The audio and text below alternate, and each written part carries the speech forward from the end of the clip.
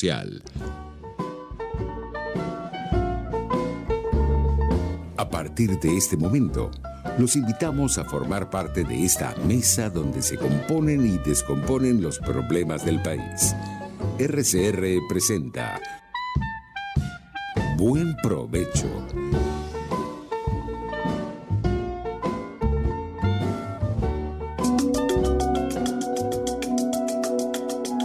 Monitor de Derechos Humanos, con el abogado penalista Fernando Fernández.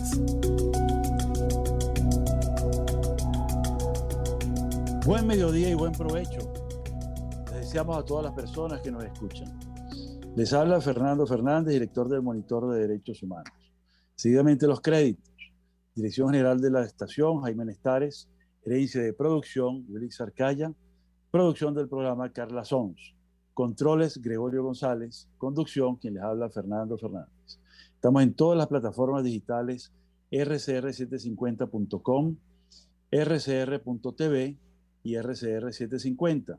En YouTube, RCR750. Esta es la radio que se ve. Monitor de Derechos Humanos tiene cuenta en Twitter, @DHMonitor y @FM_Fernández. También tiene las etiquetas Monitor DH, Observa Crímenes y Observa Atrocidades. El email es fmfmonitordh@gmail.com. Hoy, miércoles 19 de mayo de 2021, tenemos el agrado de contar con la presencia de la doctora Milagros Betancourt. Milagros Betancourt es profesora de la Universidad Católica Andrés Bello, fue directora de Tratados Internacionales del Ministerio de Relaciones Exteriores, es una estudiosa del derecho penal internacional y fue un factor fundamental en la aprobación del Estatuto de Roma de la Corte Penal Internacional, y últimamente ha venido escribiendo sobre muchos temas. Uno de ellos es el tema de las comisiones de la verdad en Venezuela y por qué fallaron. Bienvenida, Milagros. Muchísimas gracias por asistir al programa. Hola, Fernando. Muchas gracias a ti por la invitación. Gusto saludarte y verte por este medio. Es verdad. Antes nos veíamos a menudo presencialmente, pero ahora es cada día más difícil, ¿no? Sí, pues sí. Bueno, gracias a Dios que la tecnología cada día avanza y avanza y nos permite estar más cerca cuando estamos lejos, o más cerca a pesar de estar cerca. Exactamente, parece todo un poema, ¿no? Nos acerca, pero seguimos lejos. Es así, es así. Bueno, gracias a Dios. La doctora Betancourt está en México en este momento y gracias a la tecnología podemos estar en contacto y ella siempre muy pendiente de todos los aconteceres en Venezuela. Es así. Bueno, Milagro, tenemos este desafío. Acabas de publicar un trabajo excelente que leí con mucho detenimiento, con mucho interés y que aporta nuevas luces sobre este tema de las comisiones de la verdad. ¿Qué nos tienes que decir sobre este informe? ¿Cómo fue creado, imaginado, pensado y luego realizado? A ver, bueno, esto es un trabajo que preparé para la ONG Paz Activa, que dirige nuestro común amigo Luis Cedeño. Correcto. Y es un trabajo que la idea es presentarle a la sociedad por qué estas comisiones de la verdad que se han creado aquí en Venezuela a partir de cuya primera iniciativa fue en el año 2002, todas han sido, las que se conocen, todas han sido en este siglo, después del año 2000, y por qué ellas no han funcionado, en qué se falló allí, en qué difieren de las comisiones de la verdad que hemos conocido en otras experiencias internacionales, como para poder tener claro de que en el momento que efectivamente se produzca un cambio y que tengamos que entrar en un proceso de recomponer nuestra memoria histórica y nuestra memoria jurídica, podamos entender qué es lo que no debemos hacer cuando eventualmente se decida crear una comisión de la verdad, que está atada, por supuesto, como tú sabes, mejor que yo, al tema de la justicia transicional y a los otros elementos de la justicia transicional, que son precisamente la rendición de cuentas de los perpetradores de violaciones de derechos humanos o crímenes de lesa humanidad, de ser el caso, el reconocer y reparar a las víctimas, elemento esencial en todo este proceso y finalmente garantizar la no repetición de los hechos. Entonces, eso es lo que movió a Paz Activa y le agradezco que haya pensado en mí para hacer este trabajo, porque la verdad que lo disfruté mucho investigando y metiéndonos a investigar en cosas sobre las cuales hay muy poca información, de cómo se ha conducido esto, cuáles han sido los resultados, qué pasó con esas comisiones de la verdad, que además a 4 entidades totalmente distintas le pusieron el mismo nombre. Entonces, la idea es precisamente esa, situarnos y saber qué es lo que no está bien allí. Bueno, me parece excelente, noble y sobre todo muy útil para la información de toda la comunidad de los derechos humanos que siempre está buscando la verdad. Y vamos a hablar un poco más adelante sobre el derecho, ¿no? Sí. Pero también por los hallazgos que has realizado, pudiéramos afirmar, y también me gustaría que lo desarrollara, que a veces se realizan comisiones de verdad para no llegar a la verdad. ¿Eso es un juego de palabras o puede ser algo que ha ocurrido por ahí? Mira, fíjate, las comisiones de la verdad que se han creado, las que se han creado aquí allá en Venezuela, tienen que ver específicamente, sí, para investigar los hechos ocurridos en determinados momentos de nuestra historia, ¿verdad? Lo que pasa es que se ha utilizado esta expresión de Comisión de la Verdad para denominar a instituciones que realmente no tienen nada que ver con eso. Ahora, fíjate, no, hay varias. La única que yo creo que se adapta a lo que son los parámetros internacionales, porque ¿qué pasa? Las comisiones de la verdad no es que esas son las sacamos del sombrero y entonces vamos a crear esta institución y yo le pongo ese nombre.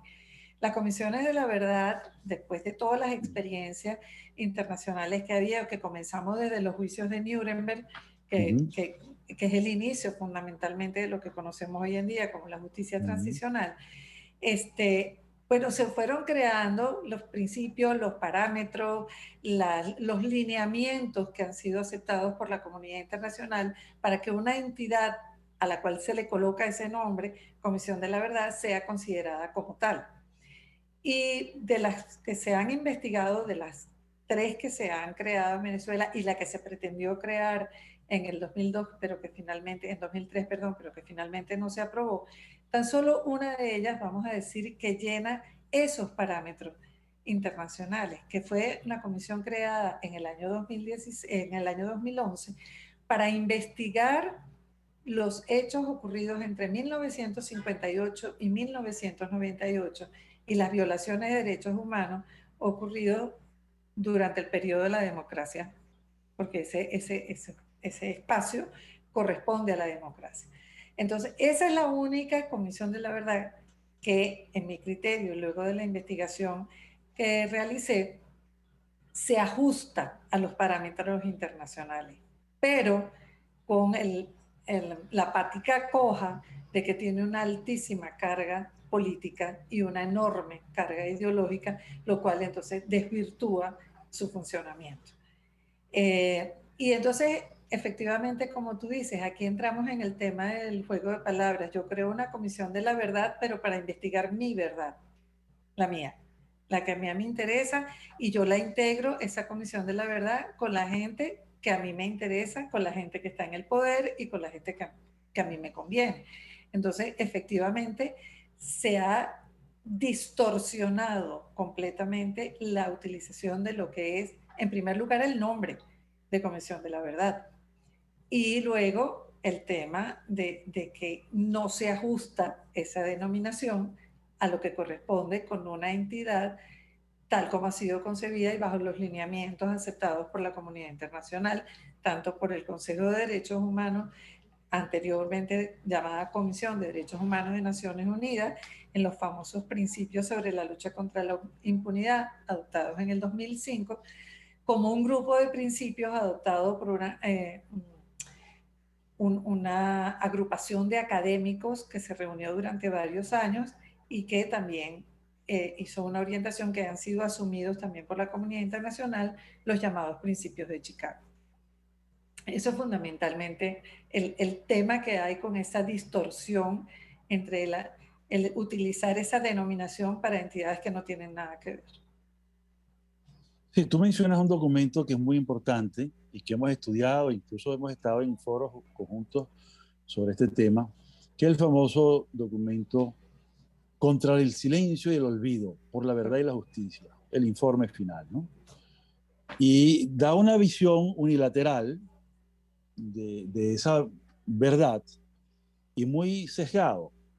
Destaca algunas cosas que a mí me parecen interesantes porque ese informe, por primera vez, en un documento oficial, habla de masacre y la define, Sí, da una sí. definición de masacre, cosa que yo no he visto en ningún documento realizado antes por el Estado, lo cual es muy interesante para ver, digamos, también y utilizar ese mismo concepto para las cosas, para entender las cosas que no dice el documento y trasladar ese concepto de masacre a la realidad de las ejecuciones extrajudiciales que han venido ocurriendo en Venezuela. Yo le veo esa virtud, pero igual que tú, pienso que ese informe tiene el enorme vicio pues, de no ver la verdad completa, sino un aspecto de la verdad. Tanto es así que minusvaloriza el tema de la lucha armada, que fue justamente un enfrentamiento de un sector político contra el Estado y también con parte de la sociedad. Entonces, quedan como víctimas quienes capitalizaron esa lucha armada, ¿no? Entonces, hay que ver eso con pinzas, ese informe, lo cual me parece bien interesante que tú detallas en el tuyo, ¿no?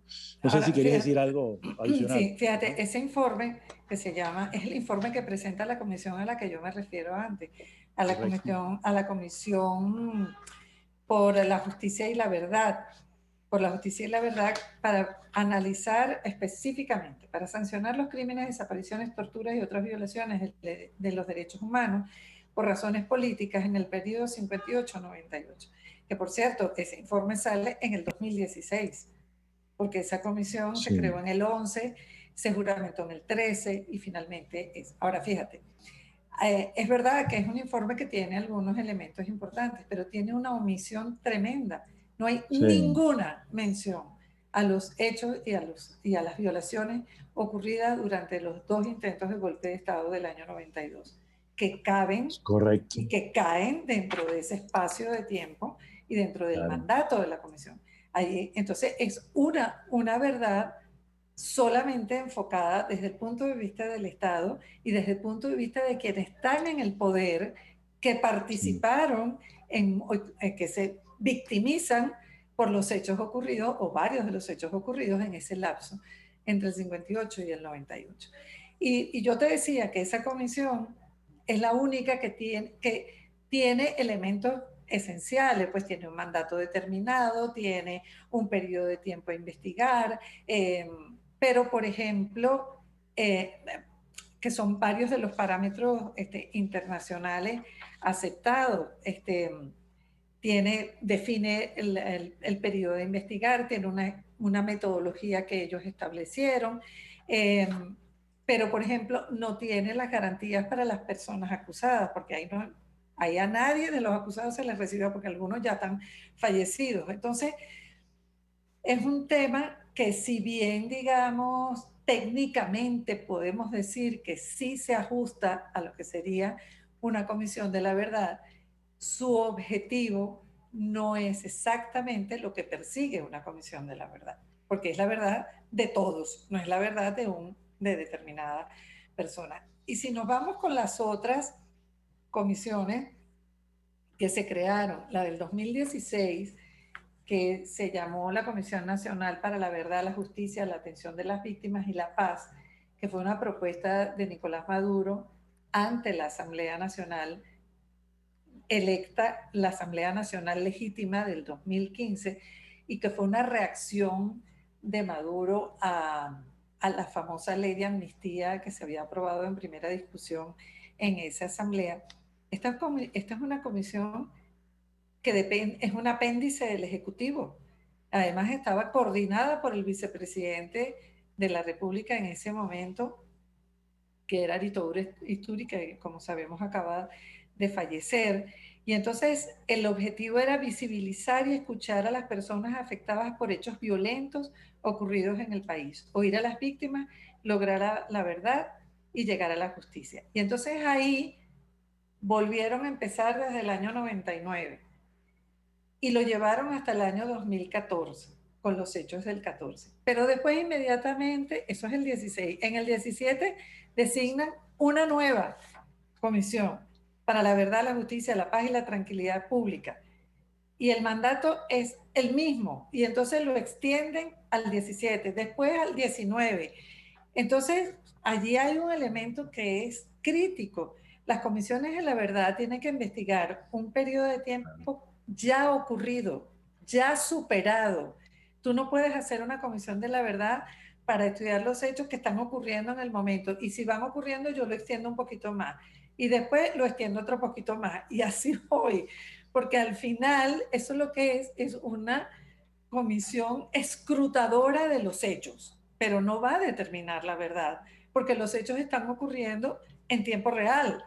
Y fíjate que esa comisión del 17 extendió su mandato, incluyó de nuevo el 99, incluyó hasta el 14, al 17, al 19, la extendió al 20 y hasta ahora no tenemos ningún informe. Hay un informe parcial de esa comisión donde ellos mismos dicen que no participan los sectores de oposición. Ya tienes la segunda pata coja. En ese informe parcial, bueno, además está integrada primero fue creada por la Comisión Constituyente, la Asamblea Nacional Constituyente. Hay 14 miembros, de los cuales hay como 6 de la Asamblea Nacional Constituyente, que todos sabemos el origen de ellos. Y entonces hay solamente un informe parcial del 23 de diciembre del 17, en el cual quien emite el informe destaca como elementos fundamentales de su trabajo, primero, la falta de incorporación de los diputados opositores de la Asamblea Nacional, y el intenso trabajo que se hizo para la revisión de los procesos penales iniciados contra las personas señaladas como responsables de los hechos objeto del mandato. Entonces, ellos lo que hicieron fue revisar las sanciones que se le habían impuesto a los presuntos responsables de las protestas del 14 y del 17. Y todos recordamos cómo fue aquella mecánica. Instalaron la Comisión de la Verdad en la Cancillería y allí presentaban a los presos políticos y les iban leyendo: usted fue condenado a esto y esto, pero como usted se ha portado bien y como nosotros estamos investigando la verdad, le vamos a sustituir eso por casa por cárcel. Tú recordarás eso perfectamente, y ahí se produjo una liberación, entre comillas, de una serie de presos políticos, liberación de que los sacaron de la cárcel, pero los dejaron en sus casas con régimen de presentación y con la boquita cerrada.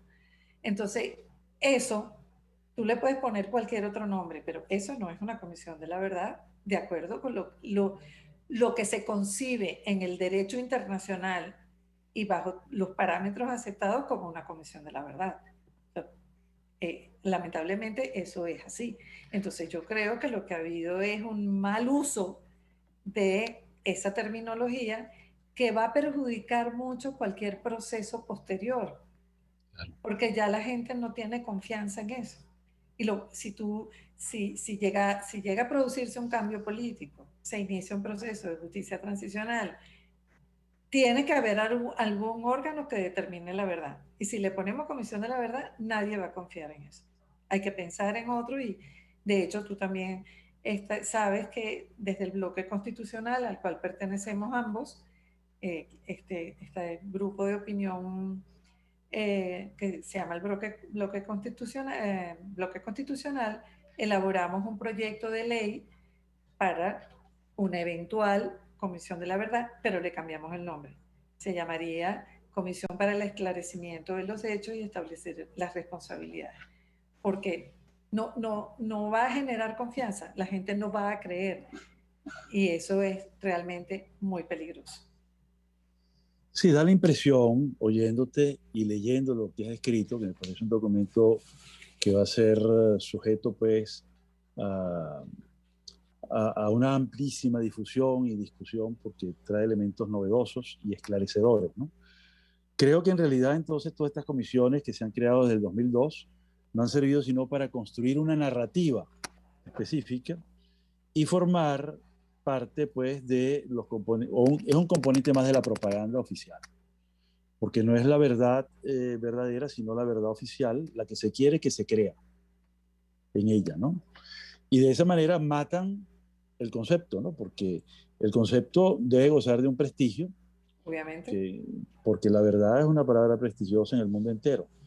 Nietzsche decía que había muchos disfraces de la verdad y que escondían en realidad una mentira. Entonces, en gran medida estamos metidos, inmersos en este gran problema. Y me parece muy interesante la propuesta, ¿no? De la idea de un esclarecimiento de los hechos y de establecer responsabilidades, que es mucho más objetivo y menos adjetivado hasta cierto punto, ¿no? Así es. Ahora bien, Milagro, tú tocas ahí unos aspectos muy de fondo que a mí me gustaría que tú ampliaras, ¿no? Tú hablas del derecho a la verdad. Y el derecho a la verdad, ¿cómo opera ante graves violaciones de derechos humanos y atrocidades? Es decir, ¿cuál sería el concepto a manejar para ese proyecto de esclarecimiento y de establecimiento de responsabilidades? Mira, el derecho a la verdad ya hoy en día está considerado como un derecho humano. Y el derecho a la verdad es un derecho autónomo y es un derecho inalienable e irrenunciable de las personas. Y está vinculado a la obligación y al deber del Estado de proteger y garantizar los derechos humanos. Sí. ¿No? De realizar las investigaciones y velar para que haya los recursos efectivos que permitan llegar a la verdad o llegar a lo que realmente sucedió. Está muy bien, Milagros. Vamos a continuar con este tema una vez que regresemos de este pequeño corte que vamos a hacer. Perfecto. Para anuncios institucionales. Continuamos con el derecho a la verdad. Muchas gracias.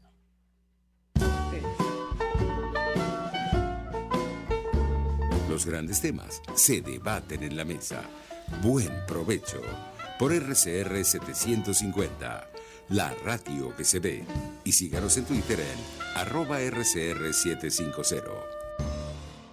Sintonícenos a través de Periscope, @RCR750, la radio que se ve. Mis amigos, una empresa comprometida y responsable con su personal es una empresa segura, y Produzca es la compañía pionera en Venezuela que ofrece la mayor cantidad de equipos de comprobada calidad para garantizar la seguridad integral de toda la nómina industrial de cualquier empresa. El catálogo de Produzca es inmenso, todo tipo de guantes, cascos, accesorios y productos varios de protección para tu personal.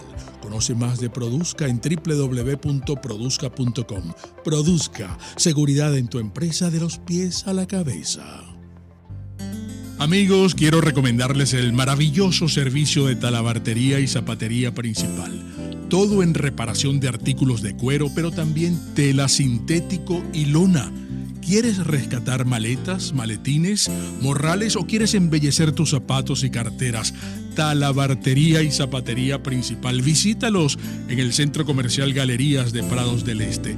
Talabartería y zapatería principal. El arte de trabajar el cuero. Pluralidad contigo. Respeto contigo. Responsabilidad contigo. Libertad contigo. Estamos contigo y punto. De lunes a viernes a la 1 de la tarde. Contigo, solo por RCR 750 AM. Porque lo bueno une. RCR 750 AM. Porque lo bueno une.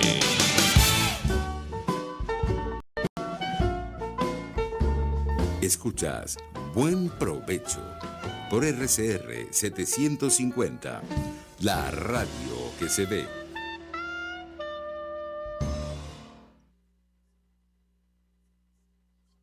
Habíamos quedado en el segmento anterior con el desarrollo del derecho a la verdad. Y este es un derecho que está muy ligado a la necesidad, también considerado como un derecho, de obtener justicia. Entonces, está desarrollando Milagros el tema de cómo opera esto ante graves violaciones de derechos humanos y atrocidades. ¿Las comisiones de la verdad son el único mecanismo? ¿Es el mejor mecanismo? ¿O hay otros mecanismos que implementar? No, bueno, las comisiones de la verdad, a ver, el saber lo que pasó, tú puedes buscar la vía, eh, crear entes administrativos, pero puedes también a través por los medios judiciales también es posible determinar la verdad. Todo eso dependerá de cómo se quiera orientar o cuáles sean los medios que se tengan disponibles para que ello pueda suceder.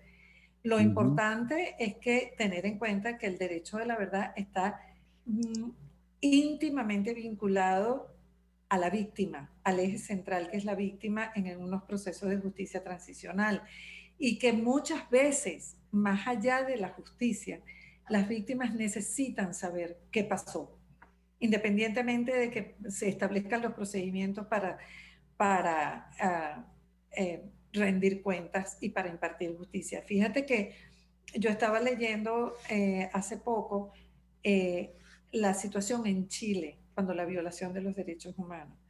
Y ya para principios de los años 80, ya cuando casi tenía 10 años Pinochet, que la gente salía a protestar, la gente lo que pedía era saber qué pasó, dónde está mi gente, dónde están.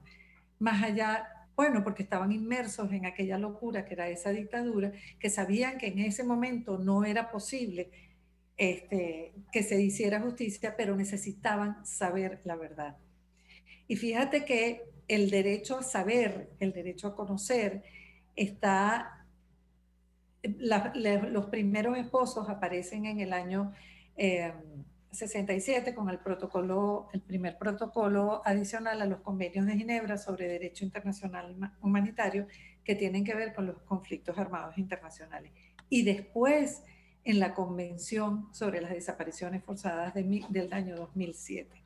Entonces, el derecho a la verdad es un derecho que está intrínsecamente vinculado a la víctima y, por tanto, a la necesidad de conocer, de saber lo que pasó para poder pedir la rendición de cuentas y para poder decirle entonces al perpetrador, dime lo que pasó, por qué lo hiciste y ahora tú tienes que pagar por lo que hiciste.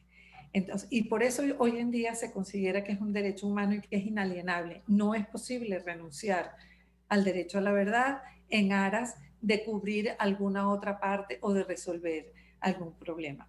Y si tú lo ves en algunas experiencias de procesos de justicia transicional, como es el caso, por ejemplo, de Sudáfrica, tú te vas a dar cuenta allí que lo más importante para ellos fue determinar cuáles fueron los hechos, quiénes fueron las víctimas. Y después se lograron otra serie de arreglos para poder avanzar en la reconciliación. Pero fundamentalmente el derecho a la verdad es lo que le va a permitir a la sociedad reconciliarse, reencontrarse, para cuando se sepa finalmente qué fue lo que realmente sucedió. Sí, sin duda. Yo creo que esa aspiración que tú apuntas muy bien en tu informe y lo has comentado ahorita, que viene, es decir, nace con ímpetu con los juicios de Nuremberg. Correcto. No solamente contra los jerarcas, sino los juicios contra los médicos, contra los empresarios, contra los juristas, contra colaboradores inmediatos y una cantidad, y todavía hay juicios que se están realizando contra cómplices. Exacto. Contadores que estuvieron viejitos de 90 y tantos años de edad que estuvieron contabilizando los dientes que le arrancaban a las dentaduras de los judíos muertos luego de haberlos calcinado, ¿no? Entonces, creo que el tema de las comisiones de verdad apunta como un complemento idóneo para aquellos hechos que no quedaron suficientemente esclarecidos en un juicio o en varios juicios y que todavía hay mucho sobre lo cual hablar, porque lo primero que ocurre desde el ángulo de un perpetrador es el negacionismo. Lo que me dicen las víctimas es falso. Yo no hice eso, yo no estaba allí, como dice la canción, ¿verdad? Es un poco cínico y totalmente psicopático en ese sentido, ¿no? Entonces se valen de mentiras, de propaganda, y también tratan de ganar tiempo para que ocurra ese fenómeno biológico y cultural que es la amnesia, ¿no? Entonces, creo que las comisiones de la verdad, independientemente del nombre, es decir, hablemos de una comisión de claro. esclarecimiento de los hechos, ¿no? Tienen esa enorme utilidad y creo que para Venezuela va a ser necesario hacer un gran esfuerzo colectivo, global, con todos los participantes. Mira, fíjate, el derecho a la verdad es la contraposición a uno de los flagelos más terribles para las víctimas, como es el olvido. ¿Correcto? Y muchas veces, mira, hay que empezar desde cero, como fue el caso de Chile. En Chile tuvieron la Comisión de la Verdad, tuvo que empezar desde cero a reconstruir los hechos, porque no había de dónde informarse, con cuáles tribunales controlados por la dictadura. Y en el caso nuestro, mira, con todo respeto, tendremos que empezar desde cero, fundamentalmente. Cuando eso llegue algún día, entonces yo creo que eso hay que verlo con mucho cuidado y hay que tener claro de que todos necesitamos saber qué pasó y por qué pasó. ¿Por qué pasó? ¿Por qué ha pasado y por qué sigue pasando? Claro, porque una comisión de la verdad o de esclarecimiento de los hechos siempre termina con recomendaciones. Por supuesto. Y una recomendación básica es decir, fulanito de tal o fulanita de tal es responsable o debería ser investigada para establecer su responsabilidad. Claro, porque la Comisión de la Verdad no tiene facultades judiciales, simplemente va a apuntar lo que, de acuerdo a sus investigaciones, consideran que son los presuntos responsables. Y ya le corresponde al órgano jurisdiccional, sea nacional o internacional, pertinente, impartir justicia. Pero la base fundamental es el trabajo que puede hacer un órgano de esta naturaleza que pueda determinar qué fue lo que realmente pasó, basado en los hechos. Sí, bueno, vamos ahorita a un nuevo corte y vamos a continuar con el tema del olvido vinculado a la amnesia y al negacionismo. Muchas gracias, ya volvemos.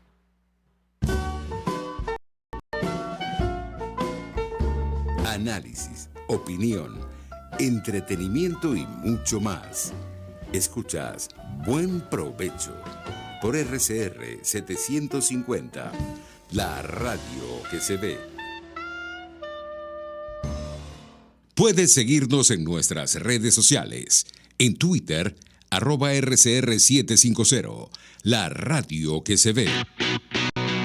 Moisés Naim en Efecto Naim. Hola, soy Moisés Naim desde Washington. Conéctese a rcr.tv. También nos puede seguir por @Efecto Naim en Twitter. Y estamos en Facebook y en Instagram. Y no olvide que puede disfrutar todos los contenidos del programa cuando usted quiera, suscribiéndose a nuestro canal de YouTube. Nos vemos en la radio. Los miércoles y viernes a las 7 de la noche. Solo por RCR 750 AM. Antes de empezar el día, entérese de lo que acontece en el país junto a Pedro García Otero en Titulares de la Mañana. De lunes a viernes a las 6:30 de la mañana. Acompáñelo y empiece su día bien informado. Titulares de la Mañana con Pedro García Otero. Solo por RCR 750 AM. Porque lo bueno une. Voz de América. Información precisa, completa, veraz, objetiva e independiente. Directo a tu pantalla. De lunes a viernes a las 2 de la tarde por RCR 750. RCR 750 AM. Porque lo bueno une.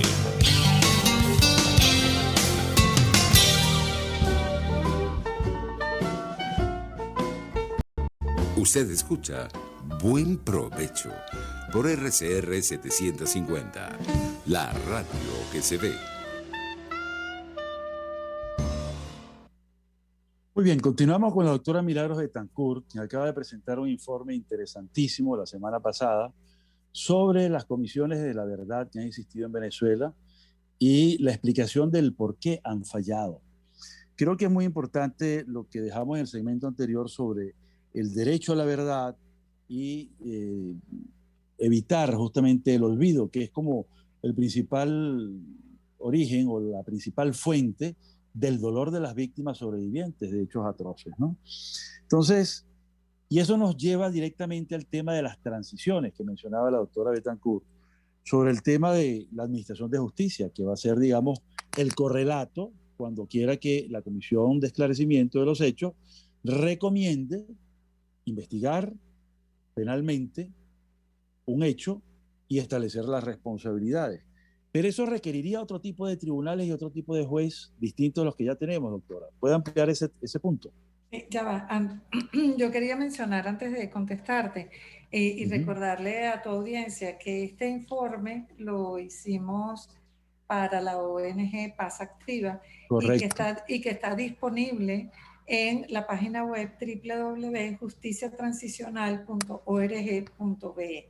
Ahí pueden acceder a él. Esto es una página que forma parte también de de Paz Activa, que también pueden ingresar a través de www.pazactiva.org. Bueno, fíjate, la comisión si nosotros recordamos lo que hablamos al principio del tema de la justicia transicional, que está sustentado en cuatro patas fundamentales, porque tiene algunos otros elementos, que son verdad, justicia, reparación y no repetición.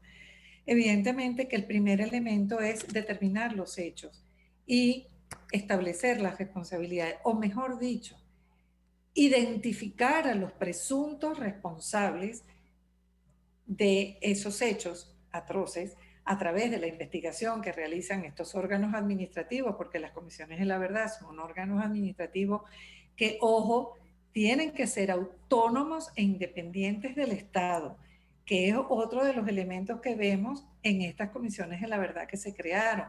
Una dependía de la Asamblea Nacional Constituyente, otra dependía de la Presidencia de la República, la otra dependía del Consejo Moral Republicano. Si no son autónomos e independientes, no hay manera de garantizar la imparcialidad de la información que allí aparezca. Entonces, una vez que terminan y tienen que hacer un informe público que debe ser conocido por toda la población para allí decir, estos fueron nuestros resultados. Lo que nosotros encontramos que fue lo que sucedió es esto, y encontramos que estos son los responsables. ¿Qué pasa cuando hay situaciones donde el sistema judicial no funciona o está cooptado por otro de los poderes?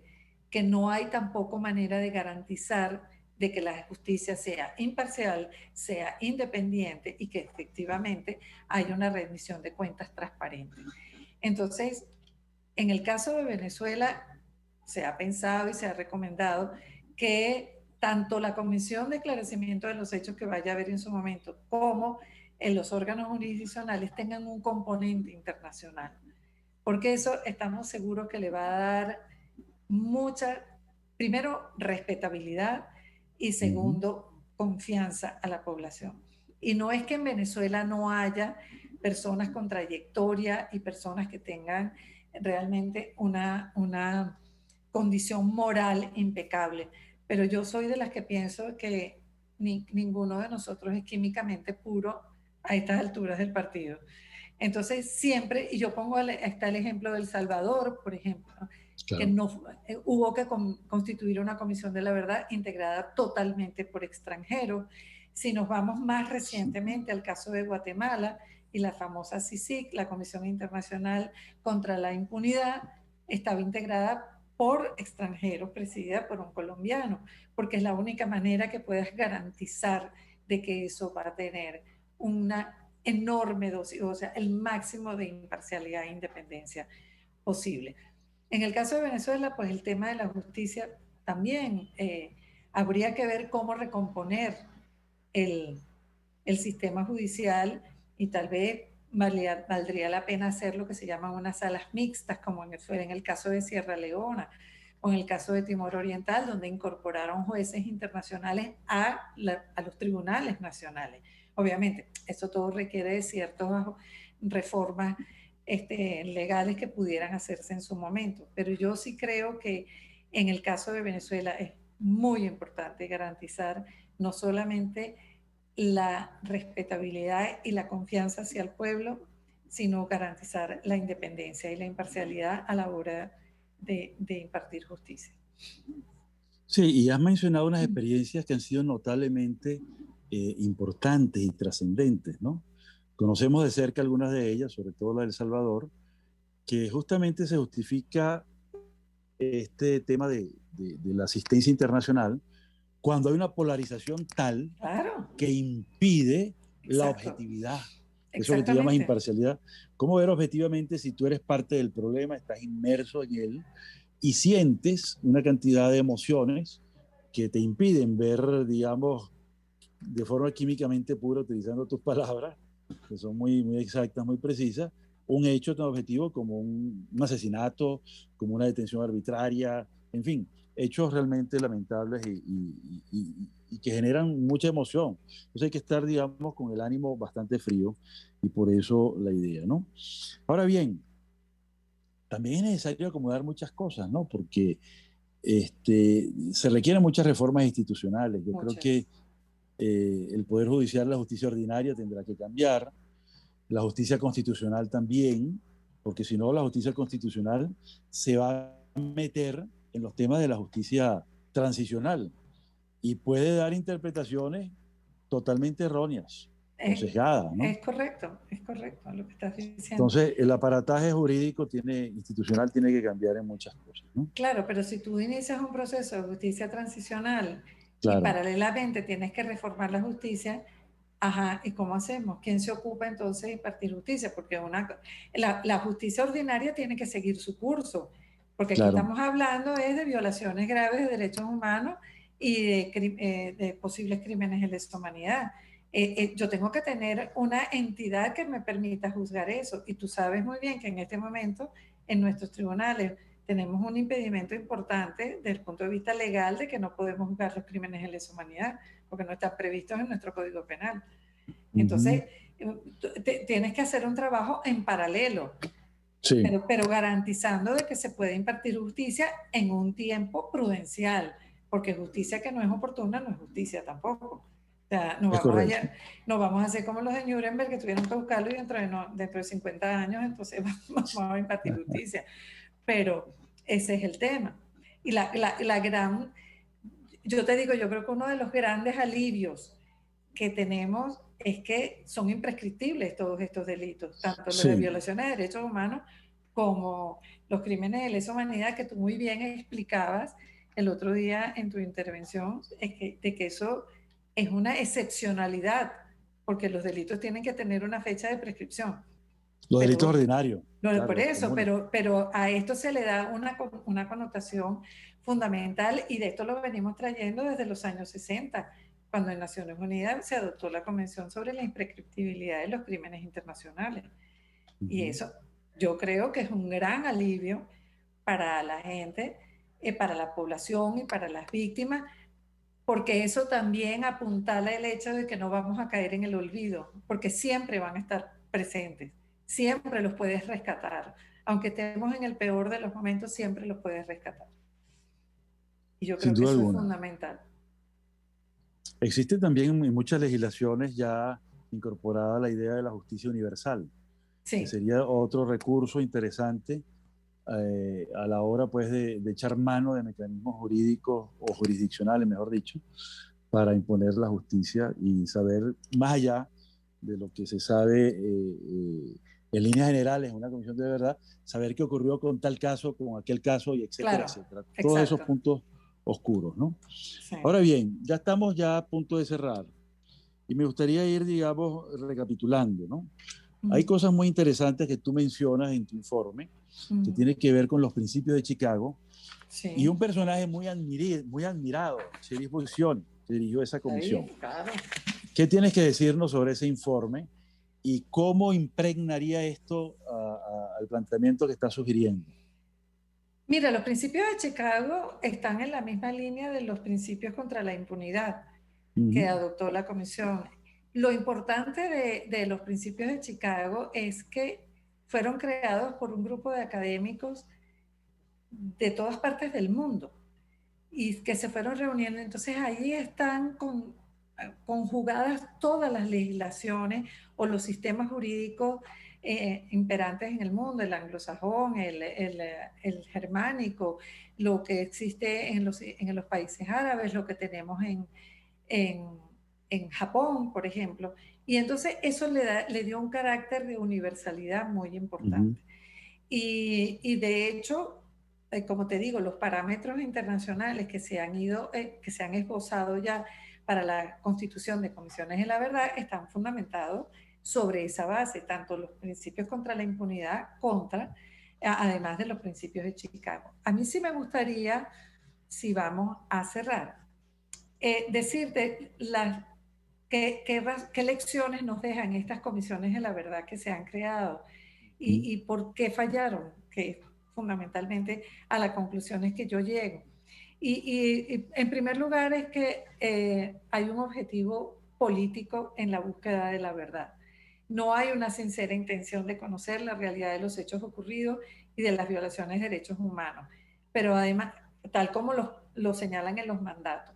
Un segundo elemento, y que lo comenté antes, es que el mandato está en tiempo real, está investigando hechos que están ocurriendo y que además fueron cometidos por personas que forman parte de la Comisión de la Verdad. Esto es casi como pagarse y darse el vuelto. O sea, no se respeta el hecho de que una Comisión de la Verdad tiene que investigar hechos durante periodos superados, bien sea de regímenes autoritarios, bien sea un conflicto armado, etc.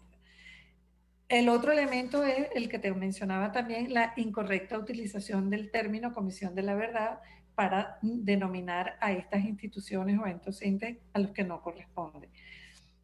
La composición desbalanceada en todas, aunque en las dos últimas ellos mencionan que debe incorporarse representante de la oposición.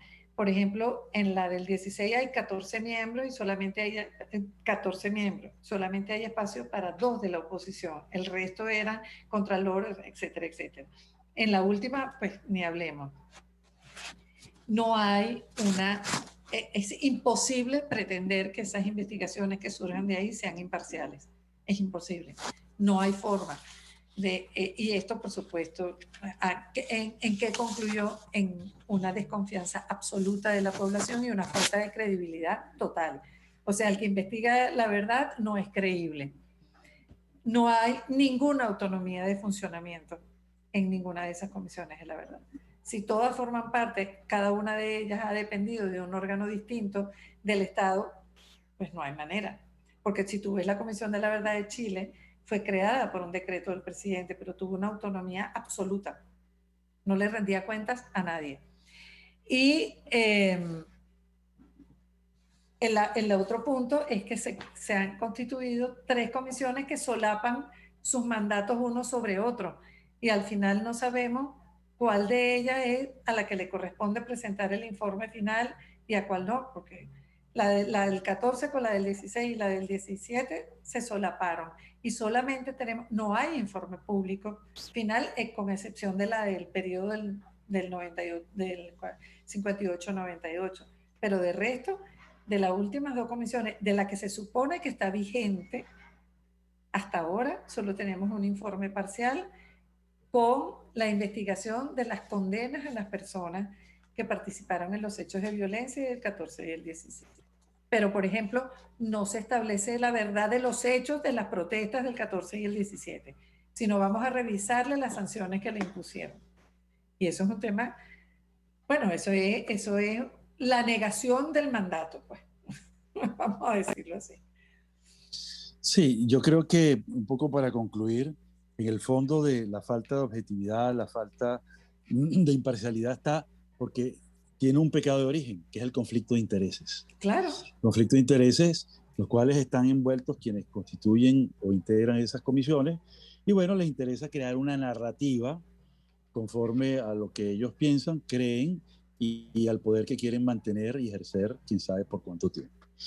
Bueno, no queda sino despedirnos. Quisiera que le des un mensaje a las ONGs de derechos humanos, que son los grandes componentes de nuestra audición. Y bueno, un saludo final para despedirnos, ¿no?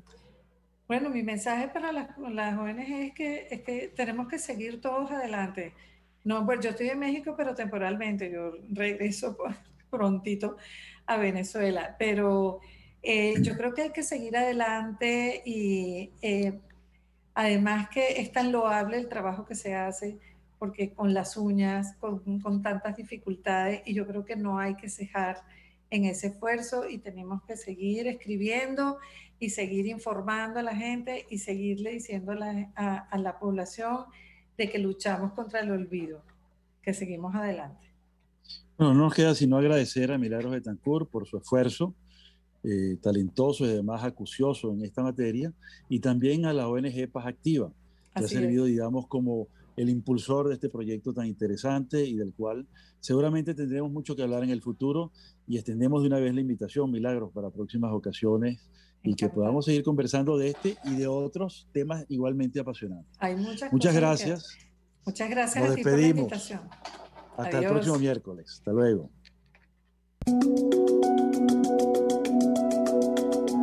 Monitor de Derechos Humanos, con el abogado penalista Fernando Fernández.